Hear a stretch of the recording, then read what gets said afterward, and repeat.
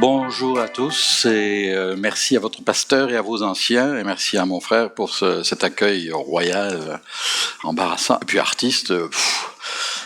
Mais j'aime gratter ma guitare et j'aime chanter. Alors bon, ça, à vos risques et périls. Mais alors un grand merci à votre pasteur en particulier, qui est un ami de longue date. D'ailleurs, on a collaboré, pour ceux qui se disent « Ouh, cette tête me dit quelque chose », on a collaboré dans l'équipe qui s'occupait d'organiser des soirées de prière inter-église, notamment ici même chez vous. Donc c'est pas une toute première fois, mais c'est une première fois le dimanche, ce qui m'a posé un cas de conscience. Est-ce que j'avais le droit de venir chercher un cadeau? Parce que c'était la première fois le dimanche. J'aurais pu, c'est ça? Ah, alors, chérie, tout à l'heure, il faudra... voilà. Alors merci vraiment pour la confiance, c'est apprécié. Et puis mes excuses pour mon accent, c'est parce que je viens de Sainte-Foy, donc comprenez la distance. Et on a fait toute la route ce matin, tout le pont pour venir jusqu'ici, vous vous rendez compte. Alors bon. C'est vraiment un privilège d'être avec vous. J'aimerais partager avec vous un ou deux chants. Si vous restez, il y en aura deux. J'ai oublié de dire que vous êtes quand même relativement en sécurité parce que ma femme est là, donc elle me surveille. Je me tiens mieux quand elle est là. Et elle me fait pas du tout un sourire là en ce moment.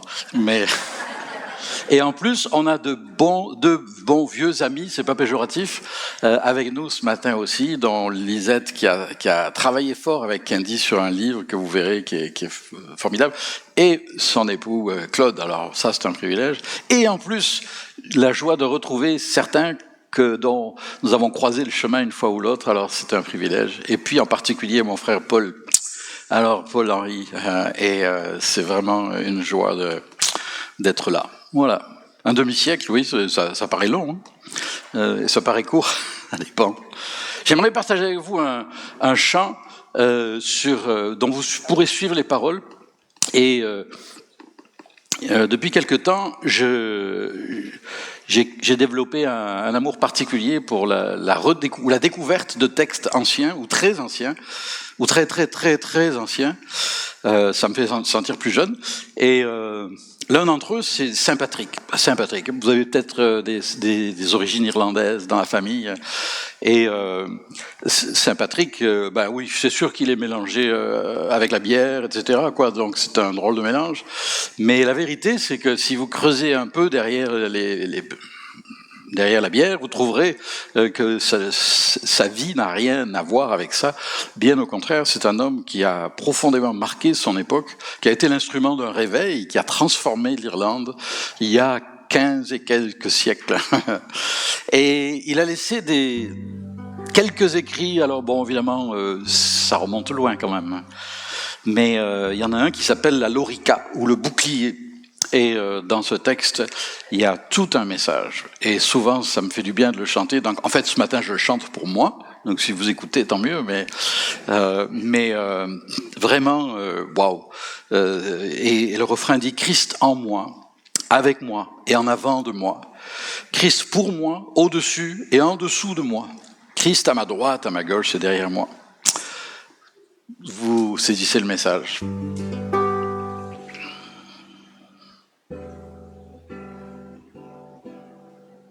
Des fois, on a un peu de chicane tous les deux, il faut qu'on s'harmonise, mais bon. Alors, pourquoi ma guitare est si petite? Parce que c'est une guitare. Écoutez,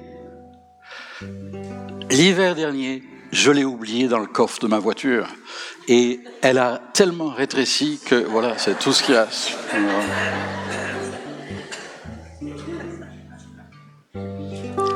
Je me lève aujourd'hui par la force de Christ, de sa vie, de sa mort et sa résurrection, de sa paix, de son pardon et sa compassion, de son trône de grâce et son retour en gloire, de son trône de grâce et son retour en gloire.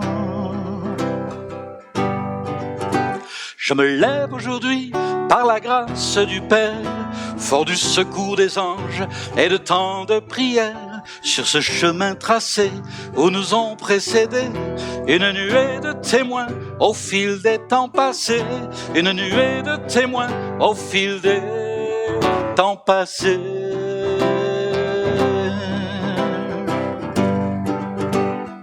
Christ en moi, avec moi et en avant de moi, Christ pour moi, au-dessus et en dessous de moi, Christ à ma droite, à ma gauche et derrière moi, mon Seigneur et mon Dieu, mon ami et mon roi.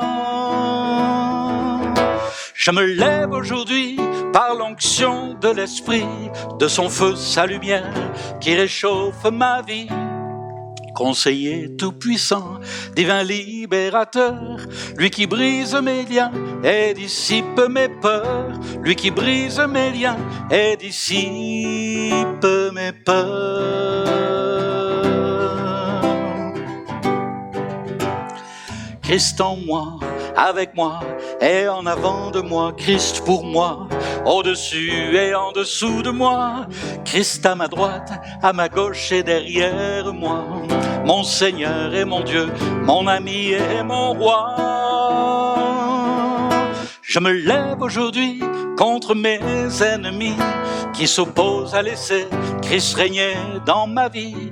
Je bannis leurs mensonges, leurs ruses et leurs pièges, et triomphe au nom de Jésus qui me protège, et triomphe au nom de Jésus qui me protège.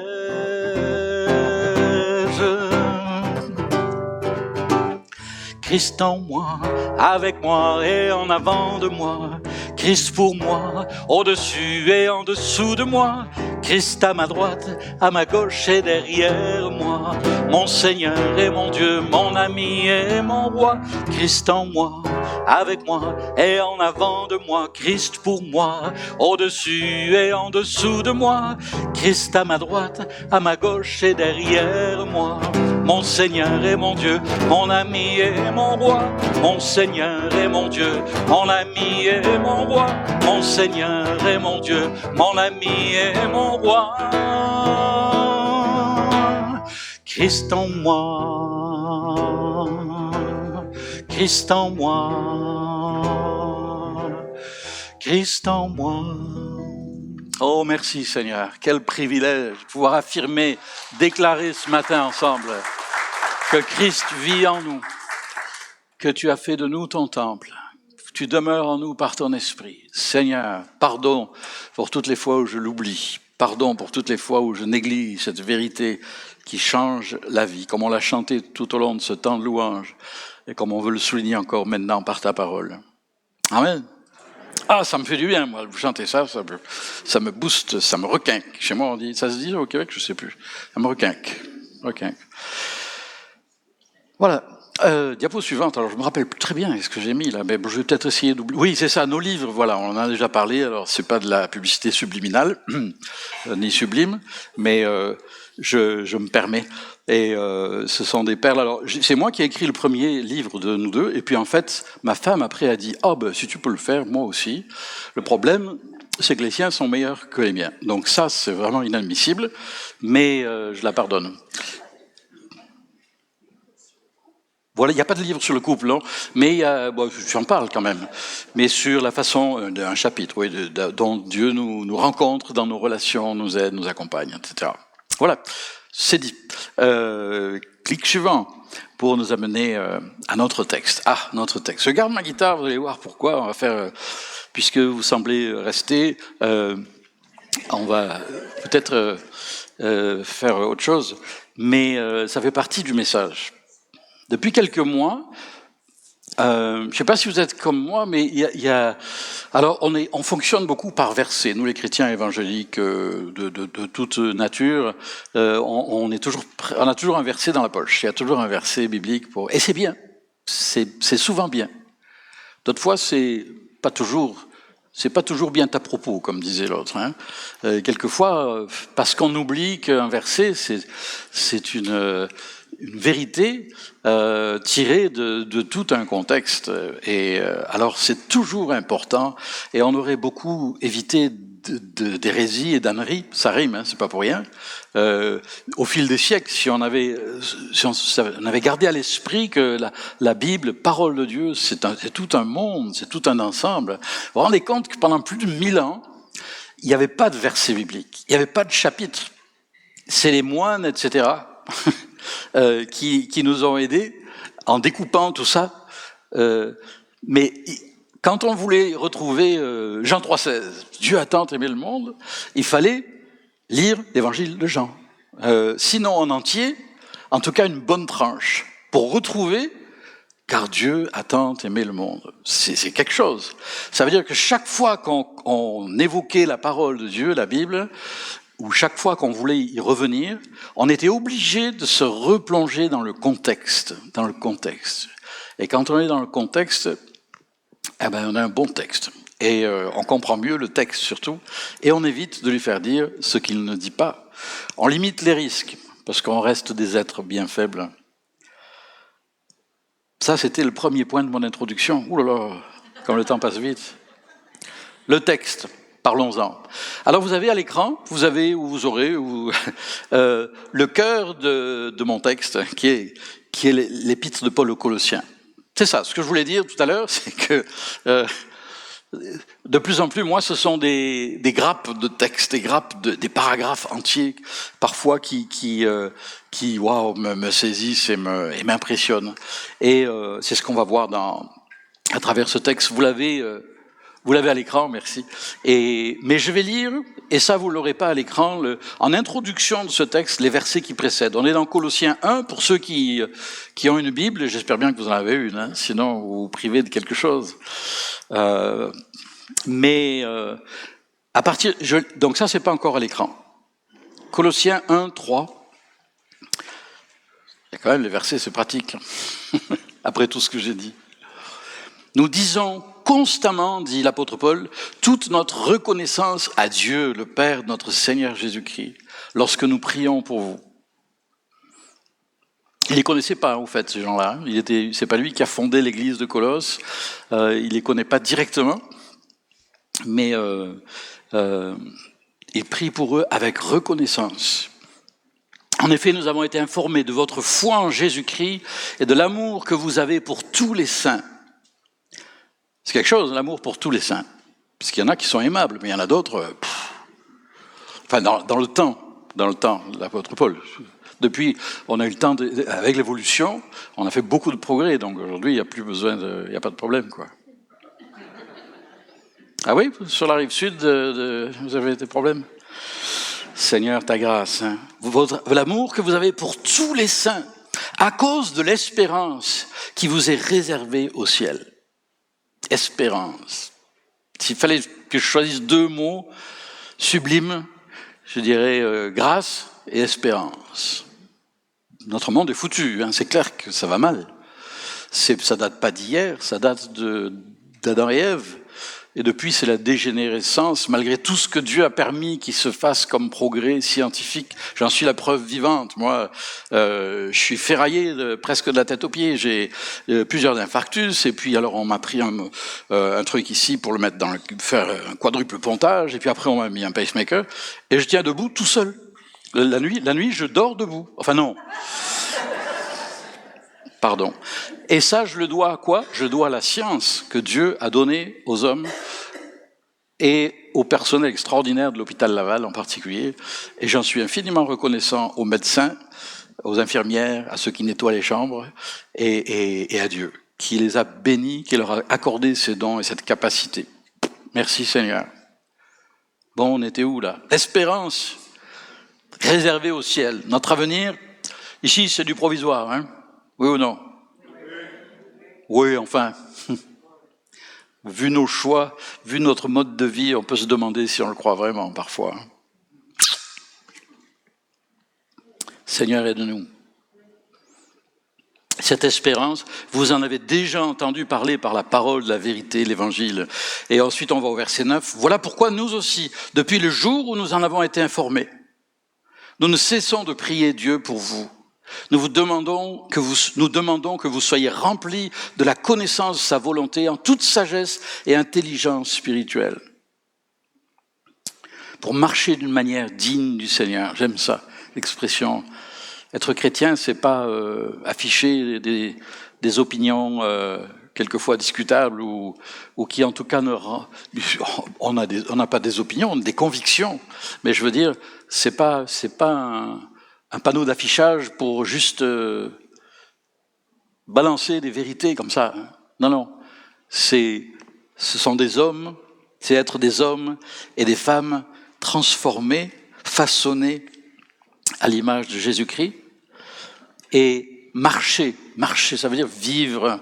Ça veut dire que dans le quotidien, c'est-à-dire la façon dont je vais marcher en sortant d'ici et en allant au boulot demain ou à l'hôpital, c'est là que ça se passe. Hein. C'est là qu'on sait si on est... C'est pas le dimanche matin, c'est le lundi matin qu'on voit ce qui reste. Oui ou non? Il y a des fois, c'est pas glorieux, hein, pour moi. Mais vous aurez pour fruit toutes sortes d'œuvres bonnes et vous progresserez dans la connaissance de Dieu. Vous serez fortifiés à tout point de vue par sa puissance glorieuse pour être toujours et avec joie, persévérants et patients. Et vous exprimerez votre reconnaissance au Père qui nous a rendus capables de prendre part à l'héritage des saints dans la lumière. Il nous a délivrés de la puissance des ténèbres, on l'a chanté tout à l'heure, hein, et nous a transportés dans le royaume de son Fils bien-aimé, en qui nous sommes rachetés, pardonnés de nos péchés. Et là, on arrive au paragraphe, à la grappe, j'ai envie de dire, qui est à l'écran, voilà, à partir du verset 15. Le Fils, Jésus, est l'image du Dieu invisible, le premier-né de toute la création. En effet, c'est en lui que tout a été créé dans le ciel et sur la terre, le visible et l'invisible, trône, souveraineté, domination, autorité, tout a été créé par lui et pour lui. Il existe avant toute chose et tout subsiste en lui. Il est la tête du corps qui est l'Église. Il est le commencement, le premier-né d'entre les morts, afin d'être en tout le premier. En effet, Dieu a voulu que toute sa plénitude habite en lui. Il a voulu, par Christ, tout réconcilier avec lui-même, aussi bien ce qui est sur la terre que ce qui est dans le ciel, en faisant la paix à travers lui par son sang versé sur la croix. Amen. Waouh! Dans ce paragraphe, il y a un feu d'artifice. Vous êtes bien placé sur la rive sud pour voir les feux de l'Auto-Québec. Hein. Je ne sais pas si vous en profitez. Vous ne pouvez pas nous inviter, non? Ce serait gentil. Parce que nous, on est mal placés à Sainte-Foy, on ne voit rien du tout. Mais mes amis, c'est splendide. Feu d'artifice, waouh! Ça peut être quelque chose. C'est fascinant. Un beau feu d'artifice. Mais laissez-moi vous dire qu'à côté de ce qu'on vient de lire, ce n'est jamais qu'un pétard mouillé. Avec tout le respect pour tous ceux qui font ces beaux spectacles. Parce que Christ est digne de toute la contemplation, l'admiration, l'adoration, la louange dont nous sommes capables. C'est-à-dire très peu, pour le moment. Mais le monde va mal. De plus en plus de questions se posent ou devraient se poser à notre esprit. On n'est pas des gens indifférents à ce qui se passe dans notre monde tellement malade. On est solidaires, on en fait partie. D'ailleurs, on y a contribué. Et parfois, on y contribue encore. Mais mes amis, il n'y a pas de solution rationnelle, totalement rationnelle. Il faut faire ceci, et il n'y a qu'à. Hein. Non. Mais il y a une chose qui peut nous y aider, qui peut nous aider à y faire face. C'est d'apprendre tout à nouveau, ou pour la première fois, à contempler Jésus-Christ pour ce qu'il est. Seigneur, Sauveur, celui qui revient bientôt, comme votre emblème de l'Alliance le rappelle si bien avec la couronne, j'aime beaucoup ça. Il revient bientôt pour régner. Alors, on n'est pas indifférent à ce qui se passe et on doit contribuer à bénir notre monde, notre ville, notre quartier. Mais notre espérance, elle vise plus haut que ça. L'espoir, c'est bien, l'espérance, c'est mieux. L'espoir, c'est pourvu que ça se passe bien, que l'hiver prochain soit pas trop rude, vous avez le droit de rêver. Mais l'espérance, quelqu'un a dit l'espoir, c'est une certaine attente.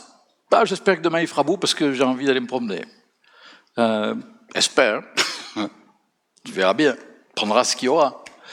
L'espérance, c'est pas une certaine attente, c'est une attente certaine. C'est-à-dire, on est dans l'attente de ce qui vient, de celui qui vient. Et ça réjouit mon cœur ce matin. Plus je vieillis, moins je comprends les choses, moins je comprends les gens, et moins je me comprends moi-même. Et ma femme dit, tu dis pas amen, non? Mais elle-même, alors. Mais mes amis, c'est pas des grands discours. Il faut de la réflexion, il faut toutes sortes de choses, mais il va falloir aussi qu'on apprenne ou qu'on réapprenne, j'ose dire, la contemplation. En ouvrant la Bible, de pouvoir l'ouvrir pour apprendre à contempler notre Dieu. Dans tout ce qu'il est, dans tout ce qu'il a promis, qu'on comprenne pas. Comprendre, ça veut dire prendre, littéralement, ça veut dire prendre avec soi. Ben, on peut pas prendre grand-chose avec soi, hein, parce qu'on n'a pas de grande poche. Hein. Alors il y a des choses qu'on peut pas saisir, on peut pas tout cerner, tout expliquer, mais on peut les prendre avec nous. C'est-à-dire on peut dire, ben voilà, c'est comme ça.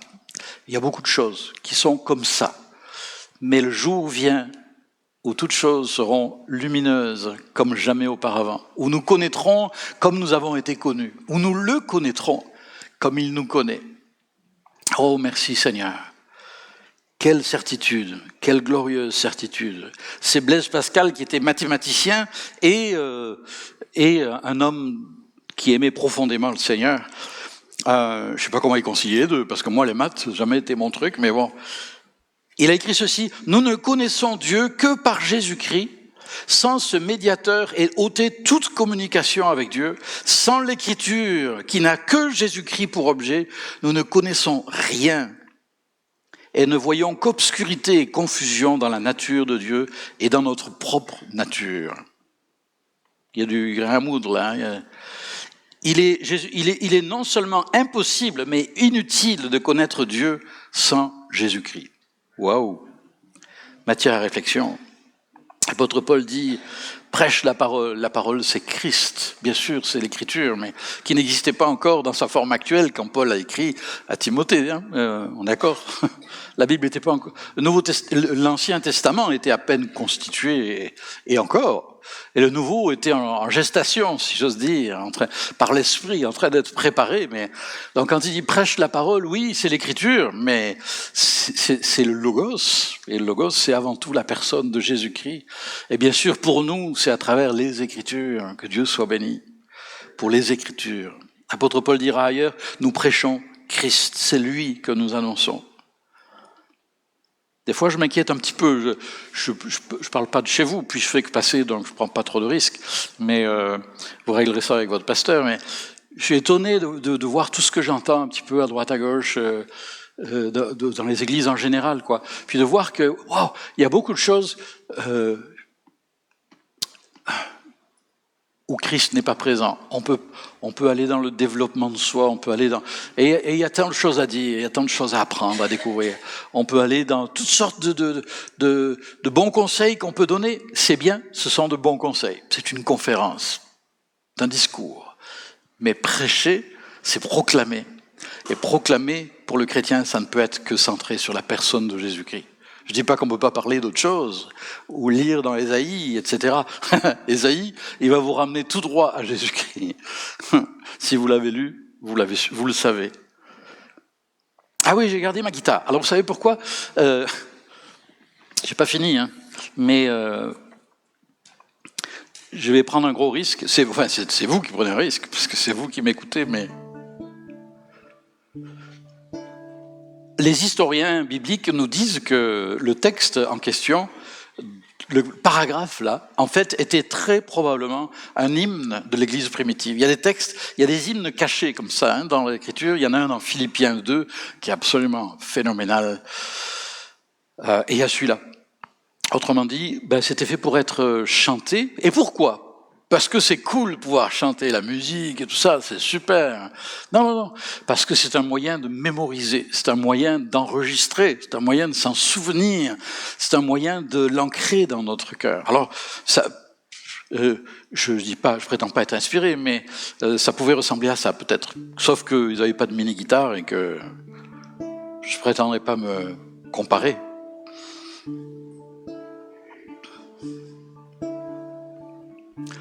Dieu nous a délivrés du pouvoir des ténèbres et nous a transportés au royaume éternel de son Fils bien-aimé,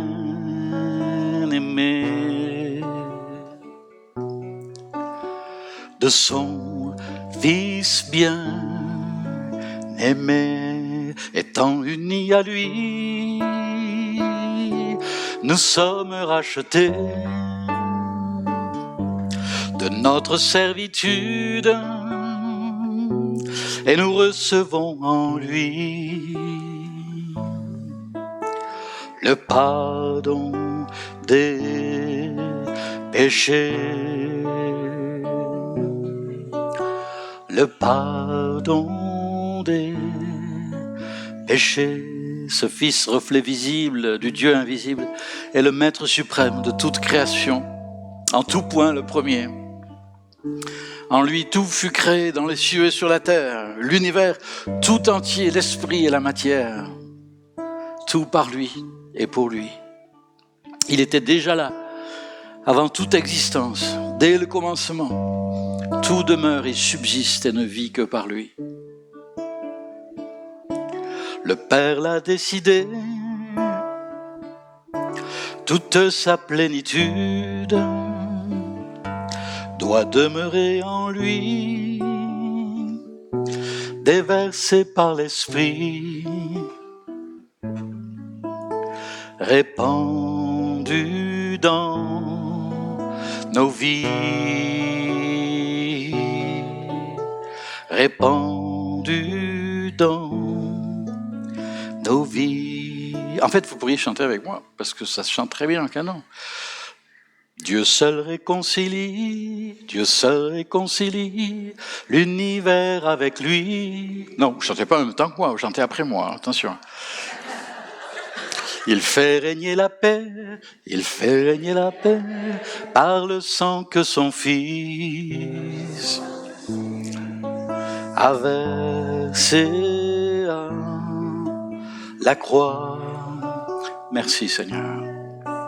A versé à la croix. L'Église est son corps, l'Église, lui seul en est la tête. Ressuscité des morts, lui seul règne à jamais. Et pour l'éternité, et pour l'éternité. Oh, merci Seigneur, quelle grâce. Et plus je me nourris de cette vérité de qui est Jésus, ça m'aide pas beaucoup à régler le problème de savoir comment je vais payer ma facture mercredi. Là, ça m'aide pas à savoir comment je vais faire pour réparer la voiture mardi. Peut-être pas, mais peut-être que oui quand même. En Bretagne, il y a une expression comme ça, ou les Normands en France. Quand on n'est pas sûr, on dit peut-être bien que oui, peut-être bien que non. Peut-être bien que oui, peut-être bien que non. Peut-être bien que oui, parce que ça va changer, ça va façonner, ça va restructurer mon état d'esprit, ma mentalité. Les disciples, on les a reconnus parce qu'ils avaient été avec Jésus. Et ça ne veut pas dire qu'ils sont devenus parfaits. Ça veut dire qu'il y avait une trace, il y avait quelque chose.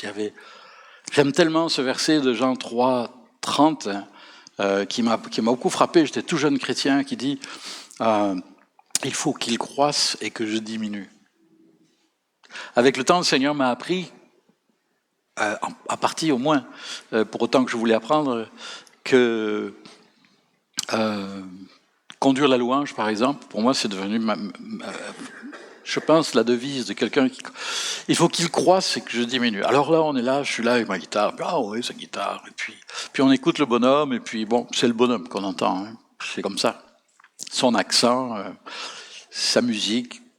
Mais si, au bout de quelques minutes, si au fil des chants, on ne se détache pas du bonhomme pour s'attacher au Seigneur, à Jésus-Christ, il faut qu'il croie, c'est que je diminue. Seigneur, il faut vraiment... Et il n'y a que quand il croit, quand il grandit, que moi je reprends ma juste place. C'est pas que je sois un ver qui va ramper sur terre, c'est juste que je ne suis que ce que je suis. C'est déjà pas mal. Fils de Dieu, s'il vous plaît. Mais c'est de lui qu'il s'agit. Et ça, c'est tout à fait contre-culturel dans notre époque, où tout est centré sur moi, comme on dit en anglais, me, myself and I, moi et mes affaires. Et bien sûr, il y a un temps pour ça. Mais Seigneur, je veux apprendre à vivre dans l'esprit de Christ. Je veux apprendre à vivre le fruit de l'esprit qui est... Alors, le fruit de l'esprit, c'est quoi? L'amour. Ah, je les veux dans l'ordre. Hein. La joie, la paix. Oh, là, vous me mettez le... Là, ça y est. Je ne sais plus où j'en suis, alors je suis obligé de vous faire confiance. L'amour, la joie, la paix, la patience, la bonté, la bienveillance, la fidélité, la douceur, la maîtrise de soi. Et la maîtrise de soi, ça peut servir. Ça, c'est la mentalité de Jésus-Christ. Et on a besoin d'apprendre à se laisser façonner. Mais pour se laisser façonner, il faut se laisser fasciner par sa personne, en lisant les Écritures. Moi, j'aime pas lire. Ok, moi, il y a des tas de choses que j'aime pas faire non plus, mais on peut apprendre à lire, on peut apprendre à au moins s'immerger d'un texte, quelques versets. Pas la peine de toujours chercher à faire un record d'endurance. Moi, j'ai lu 4 chapitres, etc. Mais non, qu'est-ce que j'ai reçu? De quoi est-ce que je me suis nourri? C'est ça la question. Et j'ai besoin de le réaliser. Alors il arrive là, ce qui arrive souvent, c'est que je suis complètement perdu dans mes notes. Alors on va aller à l'écran, qui va m'aider à retrouver mes esprits. Vous verrez quand vous aurez mon âge, comme disent les vieux. Le Fils est l'image du Dieu invisible. Et j'ai mis plusieurs versets qu'on pourra... C'est clair qu'on les lira pas maintenant, mais j'ai fait une découverte qui m'a beaucoup encouragé, quelquefois dans nos églises, c'est que maintenant, où on prend pas beaucoup de notes, où on n'a même plus sa Bible, mais on prend des photos de l'écran pour noter des textes. Je trouvais ça génial avec le cellulaire. Alors si c'est le cas, vous avez tout le loisir de le faire. Comme ça, vous avez plusieurs références, vous avez de quoi, vous avez la matière pour contempler qui est Jésus-Christ et vous laissez fasciner par lui pour mieux être façonné par lui. Hébreux chapitre 1er, le Fils est le reflet de sa gloire et l'expression de sa personne. Jésus n'est pas juste Fils de Dieu, il est Dieu le Fils. Il y a toute une différence. Point suivant. Vous allez voir que je suis capable d'aller vite quelquefois. Le premier-né de toute la création. Ça ne veut pas dire que Jésus est une créature du Père. C'est pas ça que ça veut dire. Ça nécessiterait toute une recherche, une écoute, une réflexion. Premier-né, c'est dans le sens de celui qui est au-dessus de tout. Ça parle de primauté. Ça parle de suprématie. Et il est le premier-né dans le sens où il est le premier homme à être né pleinement homme aussi. Mais c'est un autre sujet. En effet, c'est en lui que tout a été créé dans le ciel et sur la terre. Le visible et l'invisible, trône, souveraineté, domination, autorité, tout a été créé par lui et pour lui. C'est décevant, hein? Moi, je pensais que c'était pour moi. Eh ben non, c'est pour lui. Parce que l'univers tourne pas autour de Dominique Ourlin. Ah ben zut alors. C'est lui qui est le centre. C'est lui qui doit être au centre de ma louange. C'est lui qui doit être au centre de ma prière. Quand Jésus apprend aux disciples à prier, il dit, dites notre Père qui est... Oui, mais attends, Jésus, on a des tas de choses à lui demander. Commencez par dire, notre Père qui est aux cieux, que ton nom soit sanctifié, que ton règne vienne, que ta volonté soit faite, sur la terre comme au ciel. Et après, on peut parler de nos besoins, petits et grands, tout le temps qu'on veut. Dieu est infatigable, heureusement pour nous. Hein. Non? C'est par lui et pour lui que sont toutes choses. Troisième point. Je ne sais pas si vous avez déjà entendu une prédication où les points passent aussi vite. Moi, j'en ai jamais fait avant. Alors bon. Il existe avant toute chose, avant que quoi que ce soit n'existe. Jésus-Christ, le Fils de Dieu, vivait en communion parfaite avec le Père et le Saint-Esprit. S'ennuyez pas dans le ciel, ils ne se sont pas dit « Qu'est-ce qu'on va faire sans Ourlin ou sans vous ou quelqu'un d'autre ?» Non, non, il s'est jamais ennuyé le Seigneur. De toute éternité passée, c'est une communion, j'allais dire une fraternité, c'est une communauté entre eux. Et ça nous dépasse complètement. Jean chapitre 8, 58, Jésus dit aux braves juifs qui étaient là, il y avait des braves, il y avait les autres, « Avant qu'Abraham soit né, je suis. » Ou « Avant qu'Abraham soit, je fus. » Je suis. Avant qu'Abraham fût, je suis. Voilà, c'est la version qu'on connaît mieux.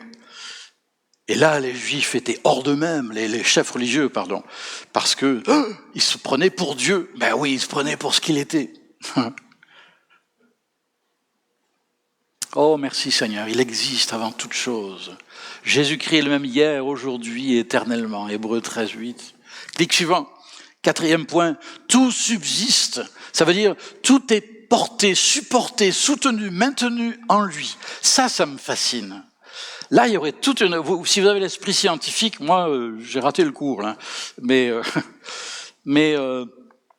c'est fascinant de penser que la nature... Comment... Vous savez que la matière, en fait, ce sont des tas de... Alors là, je vais dire...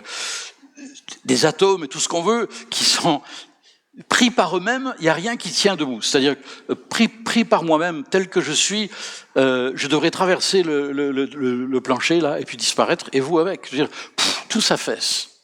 Mais la nature est ainsi faite, l'univers est ainsi fait, que ça colle. L'autre jour, je discutais avec un jeune de notre église, ça m'a fasciné, parce que j'étais dans cette réflexion, et il me dit, un ado, il me dit, ouais, de toute façon, moi, je vais faire confiance au Seigneur, parce qu'avec Dieu, tout colle. Je dis, waouh, avec Dieu, tout colle. Ça veut dire qu'il est capable de prendre les éléments les plus divers et même contradictoires, et les faire tenir ensemble.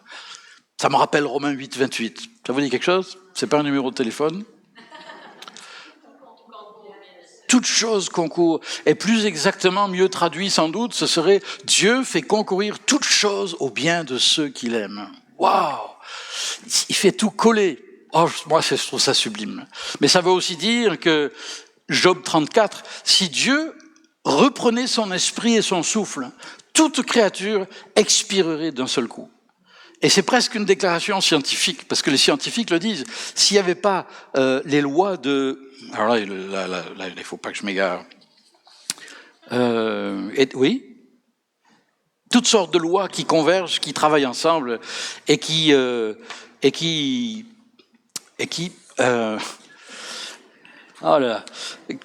permettent que les choses ne s'affaissent pas. Logiquement, tout devrait s'effondrer.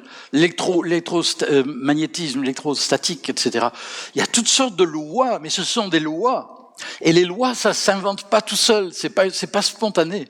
C'est notre grand Dieu et Sauveur qui les a inventées, qui les a instituées, et qui fait que l'univers tient encore debout, malgré sa décadence, malgré le péché, malgré la misère, en attendant de nouveaux cieux et une nouvelle terre. On se plaint et on se demande ce que fait Dieu en ces temps de détresse aux quatre coins du monde. Mais laissez-moi vous dire, si Dieu n'était pas là, et s'il ne tenait pas toute chose à bout de bras, il n'y aurait pas de sujet de conversation. Il y aurait personne pour converser. Il n'y aurait rien. Il y aurait le néant absolu. Tout subsiste. Et mon frère et mon ami, tu subsistes et tu tiens encore debout parce qu'il te tient. Parce qu'il te tient. Et ça, c'est la grâce. Parce que on en profite pour faire mille et une bêtises, toutes sortes on est tellement loin de lui si souvent. Il nous tient encore. Il a le bras long. Il a le bras long.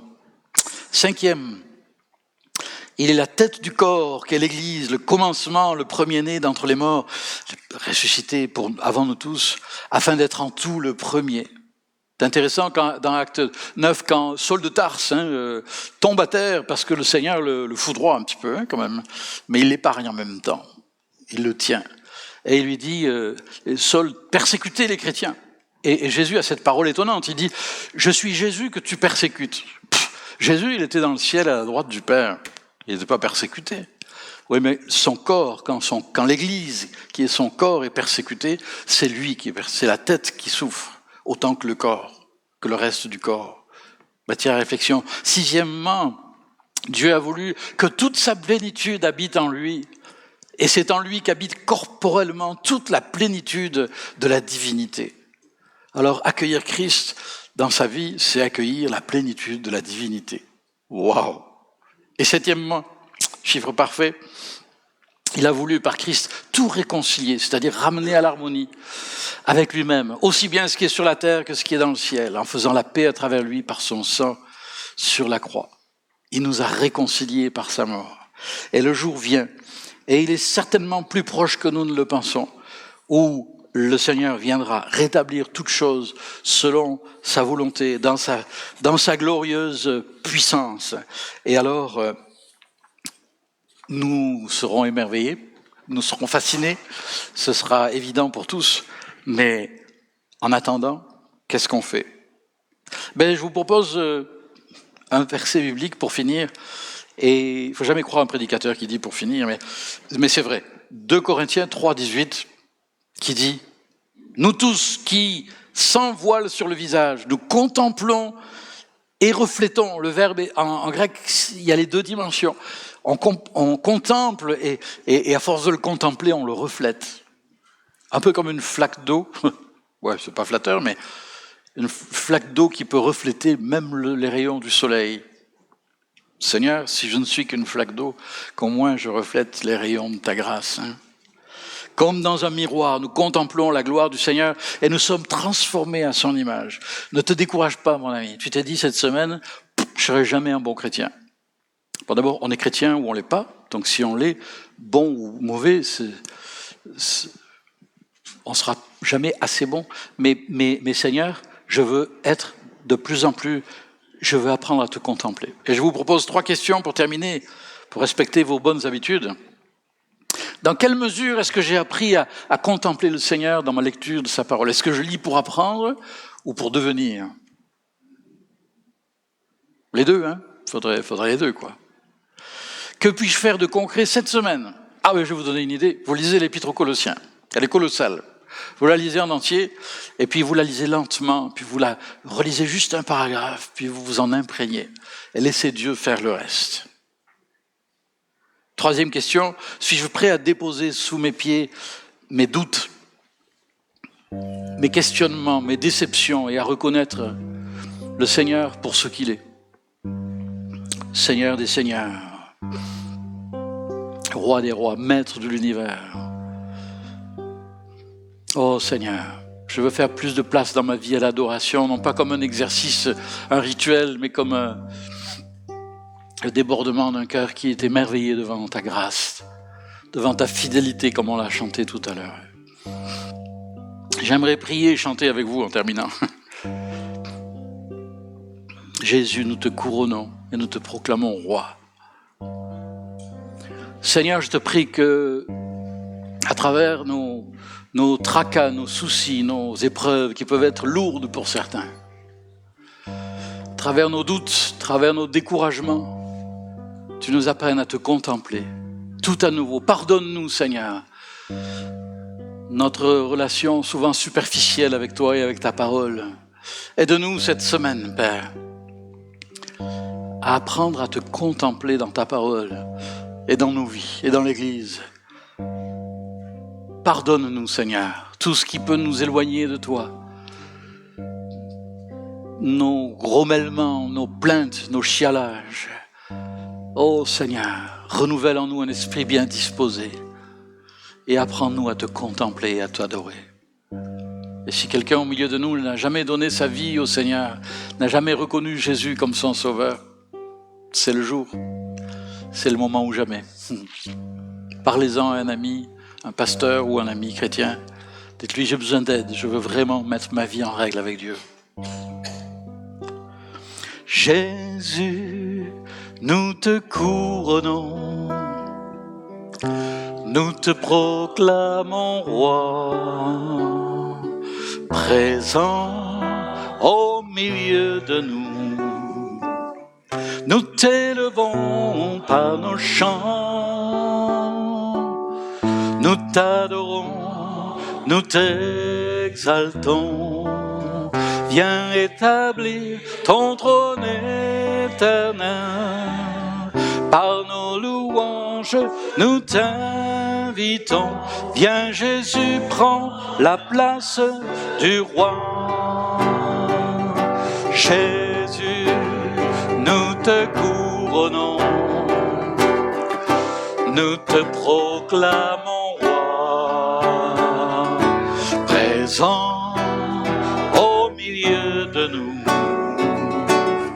Nous t'élevons par nos chants, nous t'adorons, nous t'exaltons. Viens établir ton trône éternel. Par nos louanges, nous t'invitons. Viens Jésus, prends la place du roi. Une dernière fois ensemble. Jésus, nous te couronnons, nous te proclamons roi, présent au milieu de nous. Nous t'élevons par nos chants, nous t'adorons, nous t'exaltons. Par ton trône éternel, par nos louanges, nous t'invitons. Viens Jésus, prends la place du roi. Oh Seigneur, fais-le pour chacun de nous. Viens Jésus, prends la place du roi. Viens Jésus, prends la place du roi. Viens Jésus, prends la place du roi. Viens Jésus, prends la place du roi.